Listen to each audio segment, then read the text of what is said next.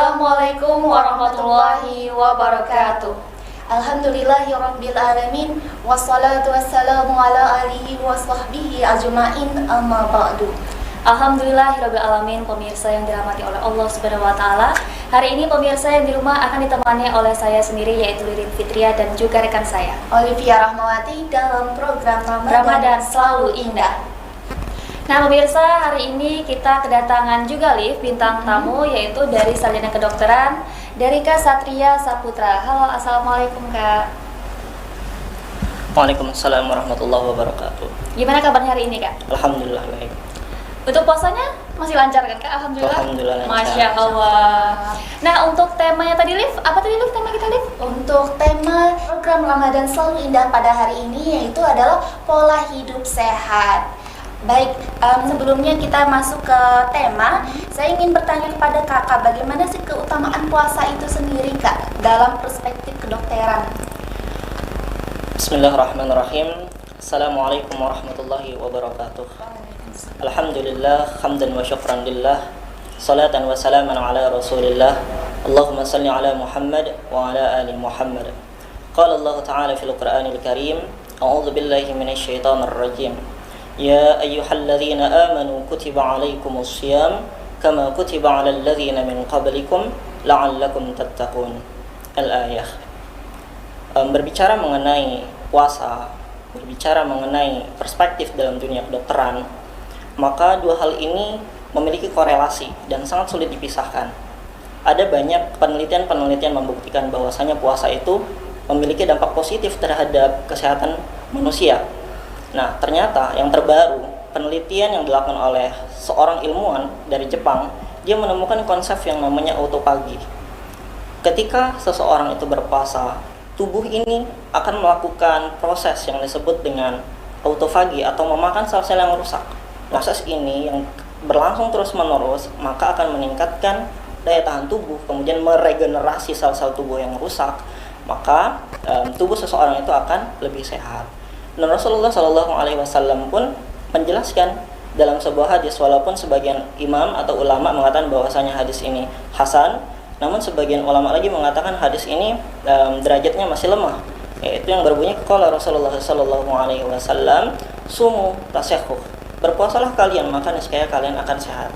Dan memang dalam perspektif medis, dalam perspektif dunia kedokteran, itu ada banyak kelebihan-kelebihan yang mungkin nanti akan bisa kita bahas ya lebih dalam. Nah terus juga Kak, untuk pola hidup sehatnya itu gimana Kak caranya Kak? Mengatur pola hidup sehatnya itu yang baik dan benar.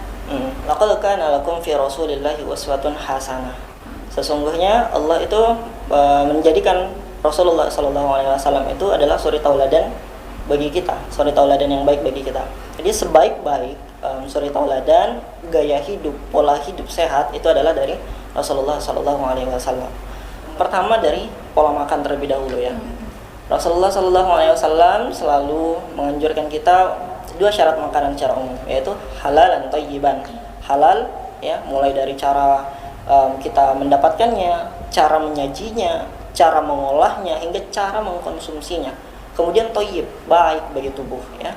Artinya bermanfaat, memiliki zat-zat nutrisi. Nah, halal dan thayyiban ini akan sangat berpengaruh pula dengan cara kita makan. Tidak hanya cukup dengan halal dan thayyib, tapi cara kita mengkonsumsi juga baik, cara kita mengolahnya juga baik. Yang kemudian hal yang kedua adalah istirahat. Idealnya manusia itu istirahat 6-8 jam dalam sehari. Dalam kondisi berpuasa seperti ini, otomatis waktu istirahat kita juga bergeser, karena kita dituntut untuk bangun sahur ya pukul 4 ya. Kemudian kita harus tarawih. Nah, sebaik mungkin kita mengatur jadwal tidur itu agar tidak kurang dan tetap ideal. Yang ketiga adalah aktivitas-aktivitas. Sebisa mungkin di bulan Ramadan bukan justru kita mager-mageran ya, justru kita melakukan aktivitas-aktivitas sebagaimana biasanya. Di bulan Ramadan ini deposit-deposit lemak yang tertimbun di dalam tubuh itu akan dipecah. Nah, pemecahan-pemecahan ini sebenarnya lebih dahsyat dibandingkan hari-hari lain. Kita justru harus semangat untuk melakukan aktivitas, untuk berolahraga, mengkonsumsi makanan-makanan yang tidak berlebihan. Contoh, kalori yang secukupnya sesuai dengan kebutuhan tubuh manusia. Kebutuhan saya, kebutuhan Olive dan kebutuhan mbaknya mungkin berbeda. Nah, jadi tidak bisa disamakan. Jangan juga berlebihan. Sesungguhnya sesuatu yang berlebihan itu adalah temannya syaitan. Innal mubadzirina kanu ikhwana syayatin. Jadi janganlah berlebih-lebihan. Iya, berarti benar juga nih yang dikatakan oleh kakaknya. Karena tidak usah jauh-jauh, Kak. Saya sendiri pun kadang kalau misalnya sudah mendekati waktu berburu takjil nih, itu sudah benar-benar mau balas dendam, Kak. Berburu takjil kemana aja itu ya, mau beli makanan apa aja itu gitu. Oke, tadi ada yang menarik tuh tadi, selain kita bahas makanan nih. Tadi kakak bahas harus diseimbangi dengan olahraga. Bagaimana sih Kak melakukan olahraga di tengah berpuasa seperti ini gitu? Gimana sih waktu yang baiknya, bagaimana? Seperti itu Pak. Baik, untuk waktu olahraga sendiri ketika kita dalam kondisi berpuasa seperti ini, sebaiknya dilakukan pagi atau menjelang berbuka sore hari ya. Pagi setelah sahur atau setelah sholat subuh itu kita bisa berolahraga, tapi jangan terlalu berat intensitasnya, intensitas yang ringan, yang sedang ya. Nah, bisa kita lakukan selama 30 menit. Jangan pula saat siang hari, karena otomatis kita dalam kondisi yang terik, apalagi ya di Palangkaraya ya saat ini. Nah, kemudian jangan pula dilakukan ketika malam. Ketika malam itu waktunya istirahat atau mungkin kita beribadah ya, qiyamul lail, maka waktu-waktu malam itu kita alokasikan jangan untuk berolahraga sebaiknya. Jadi waktu yang baik itu adalah pagi setelah sholat subuh atau sore menjelang berbuka. Jadi ketika kita haus ya, kita langsung bisa minum. Ketika azan ya syaratnya. Syaratnya ketika azan. Nah pemirsa tahan lagi Liv, ini pasti sudah mau banyak tanya nih oleh ini pasti. Karena pemirsa kita akan balik lagi usai jeda pariwara berikut ini, tetaplah bersama kami di Ramadan Selalu Indah.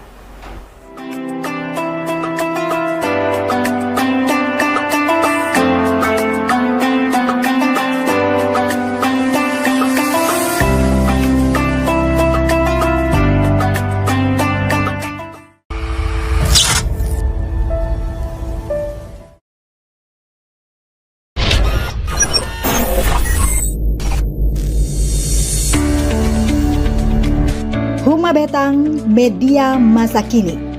Media dengan format digital, menyajikan berita aktual dari berbagai sudut pandang. Huma Betang hadir juga melalui Android dan iOS dengan desain responsif. Satu-satunya media yang hadir membantu pemerintah dengan fitur catatan sipil. Bagi warga Kalimantan Tengah, Anda dapat memanfaatkan fitur pencatatan sipil dengan mengakses Huma Betang, kepengurusan KTP, kepengurusan surat kematian, surat pindah, dan urusan kependudukan lainnya.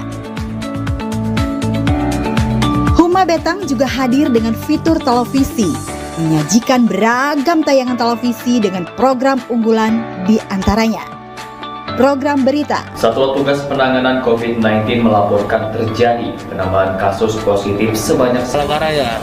Kemudian si tersangka ini mau kembali ke Banjar. Talk show dan program unggulan lainnya. Kami juga menghadirkan tayangan televisi dari berbagai penjuru Nusantara pada fitur TV Network. Jangan ragu, download sekarang dan dapatkan informasi menarik dari kami.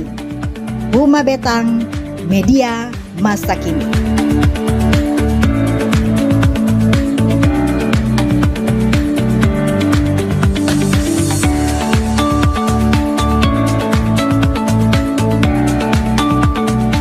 Masya Allah, alhamdulillahirrabbilalamin. Nah tadi terakhir kita sharing tentang cara berperilaku pola hidup sehat tuh Kak. Nah untuk dampaknya sendiri itu gimana tuh Kak? Baik, untuk dampaknya bagi tubuh, otomatis pertama kita sebagai manusia itu kodratnya adalah untuk beribadah kepada Allah ya. Wa ma khalaqtul jinna wal insa illa liya'budun. Tidaklah aku ciptakan jin dan manusia kata Allah kecuali untuk beribadah kepadaku. Bila mana kita dalam keadaan tubuh yang sehat, maka poin pertama ini, tugas utama kita sebagai manusia itu dapat kita jalankan dengan maksimal. Tugas untuk kita beribadah kepada Allah. Bila mana kita sehat dalam keadaan kondisi yang sehat, kita akan maksimal. Walaupun agama memberikan kelonggaran untuk orang-orang yang sakit, namun akan lebih baik bila mana kita sehat. Yang kedua, kita akan lebih produktif. Bila mana kita dalam keadaan yang sehat, otomatis aktivitas-aktivitas yang kita lakukan sehari-hari itu dapat kita maksimalkan. dapat lebih produktif pekerjaan, atau seandainya kita adalah seorang penuntut ilmu, maka kita akan dapat menuntut ilmu itu dengan banyak ya, dengan jangkauan yang lebih besar ya, dengan majelis-majelis ilmu yang lebih banyak lagi, dan seterusnya. Yang ketiga, otomatis mengurangi cost atau pembiayaan. Bila mana orang sakit, kita kan mengenal istilah sehat itu mahal, tapi sakit lebih mahal karena biaya-biaya yang rentetan di belakangnya dan seterusnya. Maka ketiga hal ini secara umum, bila mana kita sehat itu akan kita dapatkan. Nah pemirsa, tadi kan kita udah mendengar tuh seberapa penting sih pola hidup sehat ini. Tapi gimana sih Kak memunculkan rasa untuk berperilaku hidup sehat gitu? Kan banyak nih orang udah tahu tapi tidak melaksanakannya gitu. Bagaimana sih sarannya gitu dari Kakak sendiri biar kita mau berperilaku hidup sehat itu sendiri gitu? Ya. Yang pertama, kita itu tidak melakukan karena kita belum tahu. Kita belum tahu pola hidup sehat itu bagaimana, kemudian kita tidak tahu manfaatnya. Kebanyakan kita itu tidak melakukan sesuatu, contohnya ibadah saja. Kita malas melakukan sholat tahajud contohnya, karena kita tidak tahu manfaat sholat tahajud itu, hikmah, fadilah, dan lain sebagainya. Kita tidak melaksanakan ibadah puasa karena kita tidak tahu manfaat dari dibalik menjalankan ibadah puasa. Pun demikian dengan pola hidup sehat, karena kita tidak tahu bagaimana konsepnya, kita tidak tahu bagaimana cara melakukannya, dan kita tidak tahu apa manfaat dibalik kita melakukan perubahan menjadi pola hidup yang sehat. Padahal pola hidup sehat ini sangat penting bagi kita. Jadi kuncinya pertama adalah ketahui dulu bagaimana konsepnya, apa manfaat-manfaat yang kita dapatkan untuk melakukan pola hidup bersih dan sehat.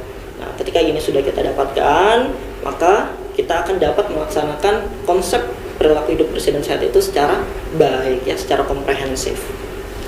Ini balik lagi lah Kak, tadi katanya untuk pola hidup sehat sendiri itu kebersihan itu sangat penting gitu ya Kak. Di balik itu semua saya pernah dengar gini Kak, kan sikat gigi kan demi kebersihan.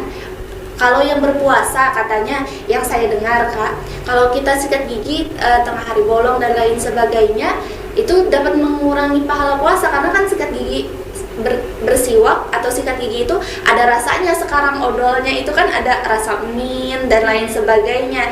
Bagaimana sih pendapat Kakak yang tentang hal seperti itu gitu Kak? Baik, membahas masalah ini sebagian ulama setahu saya itu masih khilaf ya. Masih terdapat perbedaan pendapat. Namun untuk menghindari pendapat mana yang kita pegang ya, ada yang mengatakan bahwasanya ini tidak apa-apa, tidak mengapa, karena dia hanya sebatas di bau mulut, tidak masuk ke dalam saluran cerna. Maka ulama tersebut mengatakan, fuqaha tersebut mengatakan ini tidak membatalkan puasa. Sebagian lagi ini memakruhkan. Nah, mengatakan sebaiknya jangan. Jadi supaya kita selamat dan dalam koridor itu ambillah jalan tengahnya. Kita bersiwak atau bersikat gigi itu setelah imsak atau setelah sahur ya. Kita bersikat gigi, kan kita mau sholat subuh juga tuh. Nah, alangkah baiknya sebelum kita menghadap Allah Subhanahu wa taala, kita sudah dalam keadaan bersih. Kita sudah bersiwak, kita sudah menggosok gigi ya, atau bahkan sebaiknya kita sudah mandi. Nah, jadi kita menghindari kondisi-kondisi atau waktu-waktu yang pada ulama sendiri itu masih khilaf ya. Terserah, mungkin kita memegang pendapat yang mana, boleh-boleh saja, sah-sah saja, karena setiap ulama pasti ada dasarnya ya. Itu tidak bisa kita perdebatkan. Jadi saran saya, alangkah baiknya kita ambil jalan tengah, lebih aman dan lebih afdol. Dan begitu pula malam sebelum tidur ya, setelah kita makan semua kudapan, cemilan, sebelum tidur ya kita bersihkan gigi lagi atau bersiwak. Demikian saya rasa. Jadi sesuai keyakinan masing-masing ya Kak ya, mau ngikutin yang mana, yang jalan tengahnya pun ya lebih baik tidak usah gitu ya. Terus kalau misalnya tips dari Kakak sendiri untuk menjaga daya tahan tubuh kita ketika berpuasa di tengah pandemi ini seperti apa Kak? Ya, sebenarnya puasa ini adalah salah satu mekanisme untuk memperkuat daya tahan tubuh sendiri. Seperti yang sudah saya jelaskan tadi sebelumnya, bahwa ketika puasa kita sel-sel tubuh akan melakukan kematian sel yang terprogram atau apoptosis istilahnya. Kemudian ada proses yang disebut dengan autofagi. Kemudian tubuh itu akan memproduksi hormon-hormon seperti thyroid stimulating hormone, itu akan meningkat ya, metabolisme tubuh akan meningkat, kemudian melanocyte stimulating hormone atau MSH juga akan meningkat. Nah, orang-orang dengan vitiligo itu bila mana dia berpuasa, ini akan menambah pigmen kulitnya, sehingga akan baik untuk kesehatan kulit, khususnya orang-orang dengan kelainan seperti vitiligo karena adanya hormon MSH. Kemudian untuk daya tahan tubuh, nah banyak penelitian yang mengatakan ketika orang itu berpuasa, maka tubuh ini ada yang namanya imunoglobulin atau antibodi ya. Nah, imunoglobulin G atau gamma itu akan meningkat pada orang yang berpuasa. Penelitian dilakukan dan diamati ternyata meningkat. Nah, ini sangat bermanfaat untuk menghalau atau zat-zat asing, virus-virus, dan meningkatkan kekebalan tubuh manusia. Itu yang paling spesifik.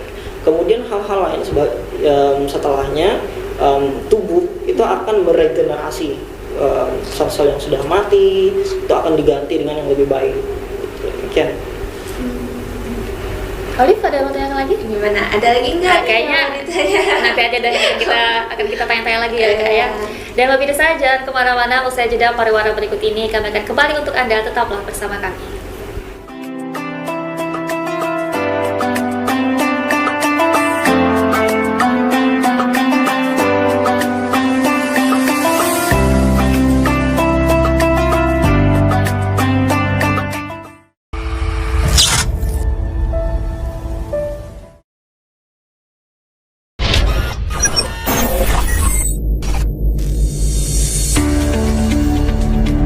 Huma Betang, media masa kini. Media dengan format digital, menyajikan berita aktual dari berbagai sudut pandang. Huma Betang hadir juga melalui Android dan iOS dengan desain responsif. Satu-satunya media yang hadir membantu pemerintah dengan fitur catatan sipil. Bagi warga Kalimantan Tengah, Anda dapat memanfaatkan fitur pencatatan sipil dengan mengakses Huma Betang, kepengurusan KTP, kepengurusan surat kematian, surat pindah, dan urusan kependudukan lainnya. Huma Betang juga hadir dengan fitur televisi, menyajikan beragam tayangan televisi dengan program unggulan di antaranya program berita. Satuan Tugas Penanganan COVID-19 melaporkan terjadi penambahan kasus positif sebanyak Palangkaraya. Kebetulan si tersangka ini mau kembali ke Banjar. Talk show dan program unggulan lainnya. Kami juga menghadirkan tayangan televisi dari berbagai penjuru Nusantara pada fitur TV Network. Jangan ragu, download sekarang dan dapatkan informasi menarik dari kami. Huma Betang, media masa kini.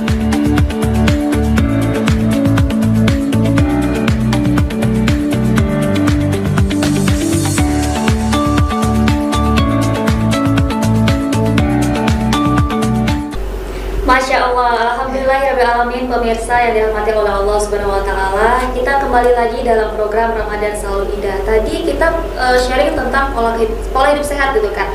Nah tapi dari tadi aku pengen banget nanya nih Kak, penasaran karena kan tentang kakak juga tadi telah menjelaskan kalau misalnya pola istirahat itu berpengaruh dengan pola hidup sehat. Karena saya ini juga kebetulan anak kuliahan yang pola istirahatnya itu tidak teratur, yang biasanya kalau di rumah itu jam 11 sudah tidur. Tapi karena sudah masuk dunia perkuliahan, kadang jam 2 subuh, jam 3 subuh baru tidur. Terus bangun subuh misalnya jam 4, terus tidur lagi, bangun siang, kayak gitu terus Kak. Itu gimana tuh Kak, menurut Kakak? Ya, baik ya. Berbicara dengan mengenai waktu tidur, otomatis ini adalah hal yang berkaitan dengan pribadi kita masing-masing. Kuncinya yang pertama adalah atur skala prioritas. Ini yang pertama. Prioritaskan kegiatan-kegiatan atau hal-hal yang penting. Ini kita harus lakukan terlebih dahulu. Yang kemudian pertama, misalnya terbiasa tidur jam 11 ya, tiba-tiba ketika jadi mahasiswa bergeser waktunya, begadang, tidur baru jam 2. Nah, kita bisa mensiasati kondisi-kondisi seperti ini. Memang hal yang lumrah terjadi ya, dan sering terjadi bahkan. Biasanya setelah sholat isya ya, kita istirahat, tidur, kemudian kita targetkan pasang alarm. Kita targetkan misalnya bangun pukul 1 atau pukul 12 malam. Nah, ketika bangun itu kita lakukan aktivitas-aktivitas, contohnya seperti mengerjakan tugas. Nah, terlebih lagi bila mana mau semangat ya, kita sholat dulu, sholat tahajud. Jadi secara syariat kita dapat, kemudian tugas pun selesai. Nah, kerjakan hingga misalnya pukul 2, targetkan pukul 2 kita harus selesai atau pukul 3. Setelah itu kita tidur lagi, bangun saat subuh, kemudian kita berangkat kuliah. Jadi seperti itu ya. Dan pun ketika siang, ini usahakan waktu kita ini jangan terbuang sia-sia. Contohnya kurangilah bermain handphone ya, kurangilah bermain media sosial. Jadi manfaatkan betul-betul waktu ketika siang, sehingga waktu malam kita ini banyak kosongnya, banyak luangnya. Pun bila mana kita terpaksa mengalokasikan waktu saat malam ini, kita harus mensiasati dengan cara yang seperti yang sudah saya jelaskan di awal tadi. Jadi sebisa mungkin istirahat terlebih dahulu, kemudian bangun tengah malamnya, sholat, kerjakan tugas, targetkan, selesai, kemudian tidur lagi, bangun subuh, kemudian baru beraktivitas. Insya Allah ini menjadi solusi yang baik, kita menghindari begadang kan, karena malam itu tubuh akan memperbaiki nih, memproduksi hormon-hormon, kemudian istirahatkan pula tubuh yang sudah lelah ini, yang pikiran yang sudah lelah. Nah, jadi manfaatkanlah waktu malam itu untuk istirahat. Kan sudah ada Allah jelaskan dalam Quran ya, sesungguhnya Allah jadikan siang dan malammu untuk beristirahat, siangmu untuk beraktivitas dan malam untuk beristirahat. Mungkin. Masya Allah. Karena memang ada Roma pun juga ada lagunya tuh, begadang jangan begadang. Apalagi nih Kalau tiada artinya. Iya, betul. Kalau sendiri gimana pola istirahatnya tuh? Kalau pola istirahat aku sih ya begadang juga ya kalau mahasiswa, kalau udah kena deadline kan mahasiswa jiwa-jiwa deadline gitu ya. Tapi kadang itu karena terbiasa dari kecil gitu, walaupun begadang tetap bangun dan nggak boleh tidur lagi setelah subuh, baru boleh tidur setelah sholat zuhur. Jadi kayak ya udah gitu loh, secapek-capeknya ya udah kayak gitu aja udah gitu. Saya juga penasaran nih Kak tentang makanan, kalau misalnya susu dan yogurt itu bagus ya untuk dikonsumsi berarti? Iya, bagus ya. Jadi kita mengkonsumsi yogurt, yogurt itu kan yang sudah difermentasi. Jadi ketika dia masuk ke dalam tubuh, itu akan mendukung kinerja dari bakteri-bakteri yang baik di dalam usus, dan penyerapannya pun akan lebih mudah. Kemudian susu pun juga bermanfaat untuk kepadatan tulang ya, apalagi untuk anak-anak, adik-adik kita yang sedang dalam masa pertumbuhan ya, atau orang-orang tua ya, kepadatan tulangnya, atau dalam kondisi pandemi sekarang ya, itu didukung dengan vitamin D, jadi penerapannya akan lebih baik ya, itu bermanfaat juga untuk imunitas tubuh dan lain sebagainya, banyak sekali manfaatnya. Oke, terima kasih banyak Kak Satria. Dan pemirsa, karena tinggal 2 menit lagi kita akan menjelang waktu berbuka puasa, maka tetap terus